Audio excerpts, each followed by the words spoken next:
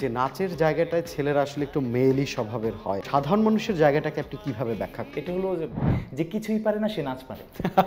এরকম কয়েকজন নায়কের নাম বলেন যারা নাচের কিছুই জানে না। অনেক নাম। নুসরাত ফারিয়া ডেফিনেটলি ওর চেষ্টার খুব ভালো। আরশ খান নাকি খুব ভালো আমি নৃত্যশিল্পী যতটুকু জানি ছিল। ওর শুরুটা হয়েছিল নাচ দিয়ে। হ্যাঁ হ্যাঁ হ্যাঁ। তুফানও অতটা ভালো লাগে না তার অ্যাক্টিং, কিন্তু বরবাদে একদম বরবাদ করে দিচ্ছে। তার লুক থেকে শুরু করে সবকিছু আমার ভালো লাগছে। কিন্তু বড় বড় শো 10-15 বছর ধরে প্রফেশনাল ডান্সাররা নাচতেছে, কিন্তু বড় বড় ইভেন্টে চাচ্ছে যে সেলিব্রিটি ফেস। দর্শক, চ্যানেলের সাথে এই মুহূর্তে আলোচনায় আছে একজন কোরিওগ্রাফার এবং নৃত্যশিল্পী মোফাজ্জল আলিফ। আলিফ, আপনি তো পুরো সোশ্যাল মিডিয়ায় মানে নেচে একদম ভাইরাল করে দিলেন। একদিকে কালা কালা কালা কালা, আর একদিকে আপনার নাচ জ্বালা জ্বালা জ্বালা জ্বালা। মানে এই জ্বালাময়ী নাচটা আসলে কেন দিলেন? এইটা বেসিক্যালি আমি গত বছর আমেরিকায় ছিলাম, ক্যালিফোর্নিয়াতে। সো আর্জুন ভাই আমার ইউনিভার্সিটি সিনিয়র, আগে থেকেই ভালো কানেকশন। আমি লস অ্যাঞ্জেলেসে পারফরমেন্স করতে যাই, আমি ভাইয়ের বাসায় ছিলাম কয়েকদিন। তো ভাইয়ের গানটা খুবই পছন্দ, এটা কিন্তু 2 বছর আগের গান। তো আমি ভাবলাম যে গানটাতে রিলস করবো, চলো তুমি দাঁড়াও। কোনো প্রিপারেশন নেই, কোনো কোরিওগ্রাফি নেই, জাস্ট ওই লোকেশনটা খুব ভালো লেগেছিলো। সিটি লাইট একটা খুবই famous location at Los Angeles.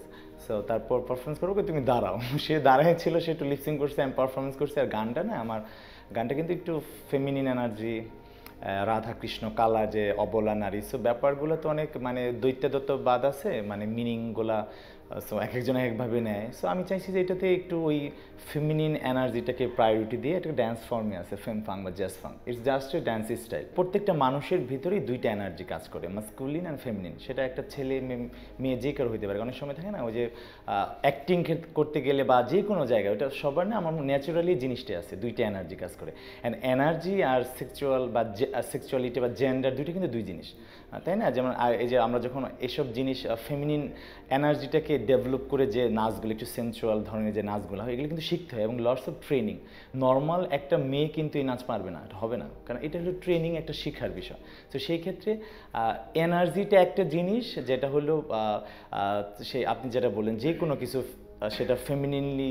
আর জিনিসটা কী হয়, ফেমিনিন জিনিসটা একটু অনেক স্টাইলিশ, ফেমিনিটির মধ্যে ফেমিনিজমটা। সো এখানে মেয়ে বা ফিমেল জেন্ডার এরকম বিষয় না, it's just energy, it's just style. So ওই জিনিসটাকেই এখানে আর কি দেখানো হয়েছিল। সময়টা এখন বিশ্বায়নের যুগ, 2025।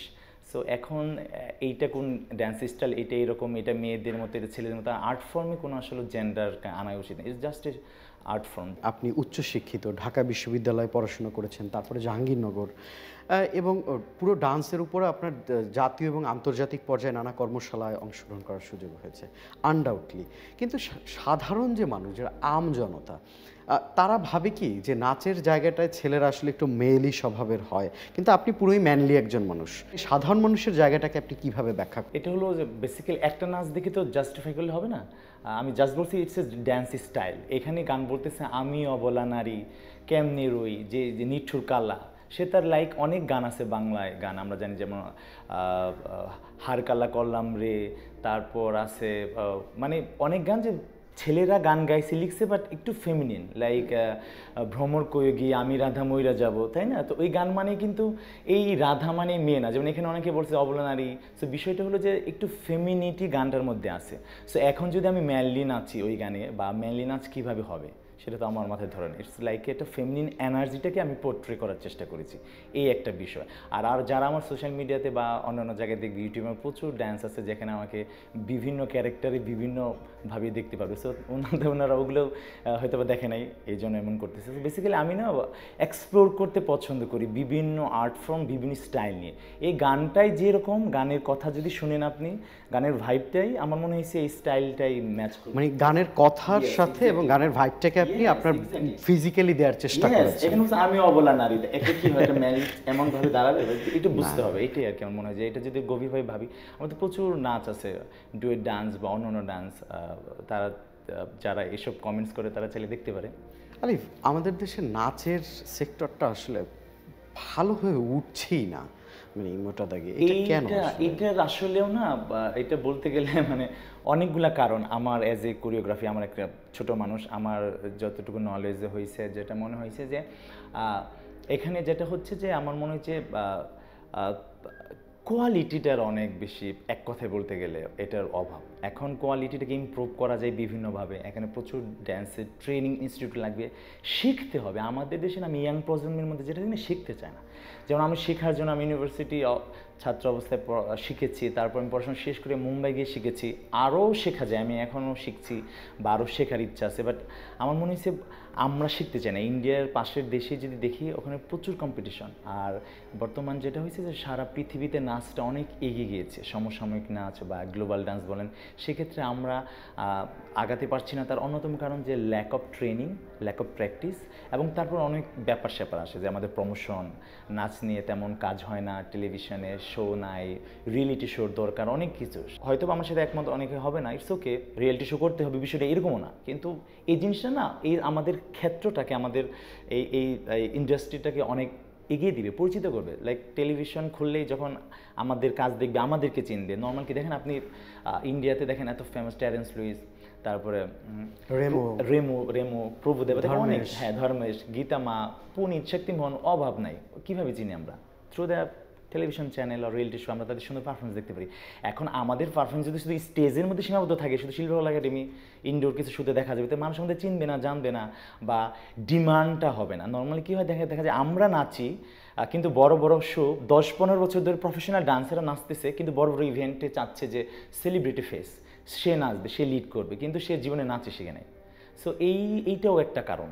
সো এখানে মনে হয় তারাও নাচবে, ভালো ডান্সারও নাচবে। এই যে সামঞ্জস্যতা, এইটা নাই দেশে, এটা খুব ইম্পর্টেন্ট। আমাকে একটু বলেন এই সময়ের আফনি আলিফ, এরকম সমসাময়িক 2-4-5 জনের একটু নাম বলেন যারা আসলে সম্ভাবনাময়। আপনি রিদি, পাশাপাশি আর একটু যোগ করেন। হ্যাঁ, রিদি শেখ যথেষ্ট ভালো করছে।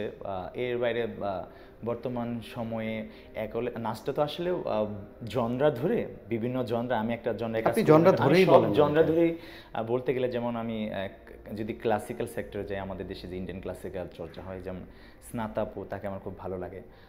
তারপর অনেকে নাচ ছেড়ে, মেয়েদের কথা তেমন নাই, সবাই নায়িকা হয়ে যাচ্ছে, মডেল, অভিনেত্রী হয়ে যাচ্ছে, নাচে নাই। ছেলেদের কথা বলতে গেলে রুহুল আমিন নামে একটা ছেলে, ওর কাজ আমার ভালোই লাগে, ভালো করছে। আর সেভাবে বলার মতো না, আমি ওইভাবে পাচ্ছি না। ইন্ডিভিজুয়ালি কেউ খুব ভালো কাজ করছে, কয়েকজন আমি জুনিয়রকে দেখি, বাট সংখ্যা খুবই কম। বাট স্পেসিফিক, তার মানে আপনি দুইটা নাম বলার পরেই কনফিউজড হয়ে গেলেন। এখন স্নাতাপুকে আমরা তো থিয়েটারে সেই প্রাচ্যনাটের দীর্ঘ সময় ধরে তিনি কাজ করতেন, বা এর বাইরেও তিনি কাজ করতেন ন্যাশনালি। হ্যাঁ, ন্যাশনাল সে কথক ডান্স নিয়ে কাজ করে। খুঁজে পেলেন? আমি খুঁজে পেলাম না। আর দু একজন একটু ভালো নাচতো, আমার কাছে ভালো লাগতো, ওরা কেউ নাচে নাই। ওকে, বাংলাদেশের 3 জন নায়িকার নাম বলেন যে তারা খুব ভালো ডান্স করে। নুসরাত ফারিয়া, ডেফিনেটলি, ওর চেষ্টার খুব ভালো। 2 নম্বরে অনেক গ্যাপ। মানে নুসরাত 2 নম্বর যে কারোর নাম বলি অনেক পরে। মাহি ভালো ট্রাই করার সাথে আমি কাজ করেছি।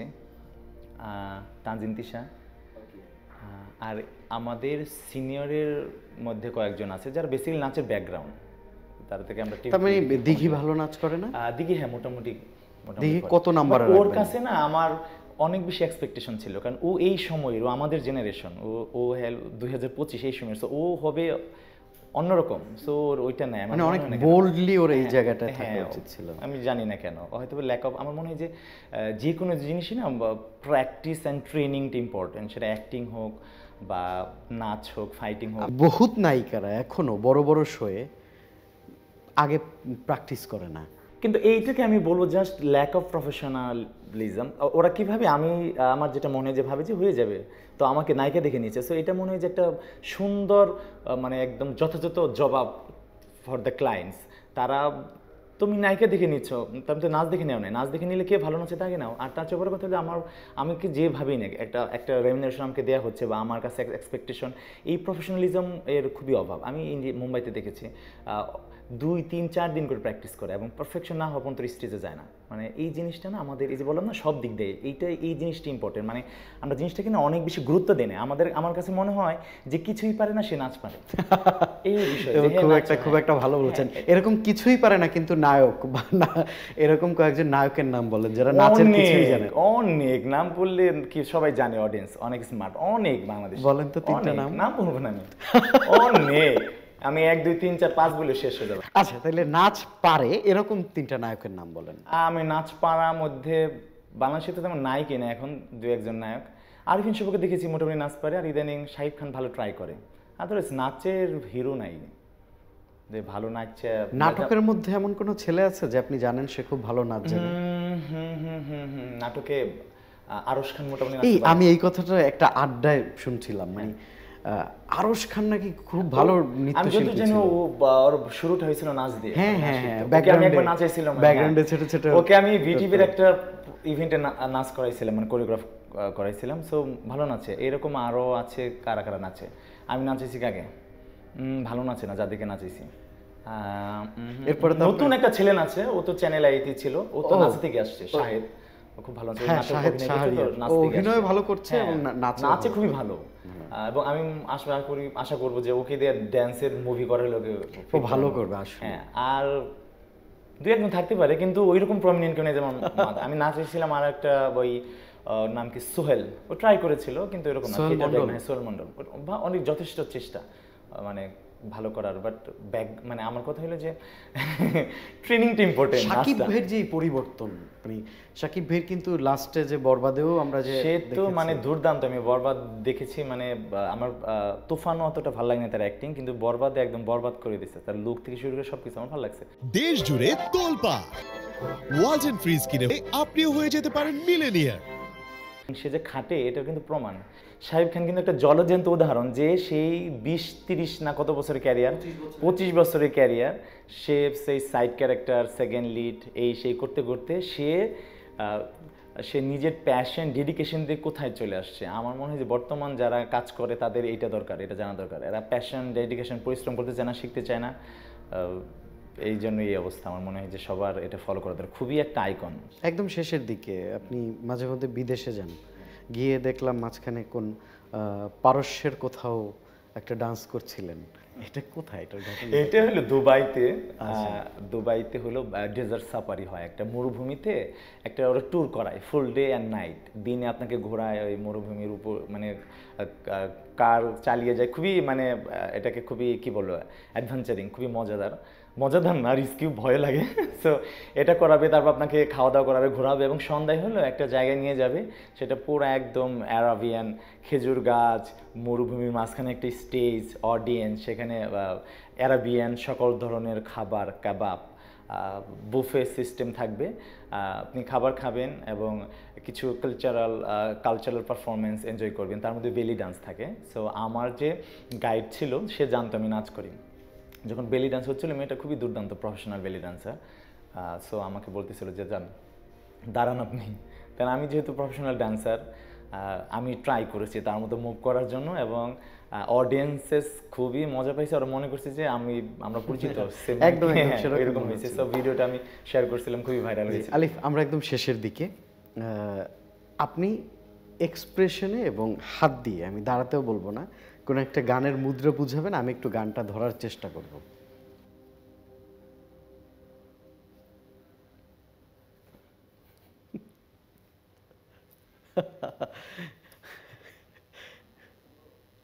এটা তো বেশি সহজ ক্লু দিলেন।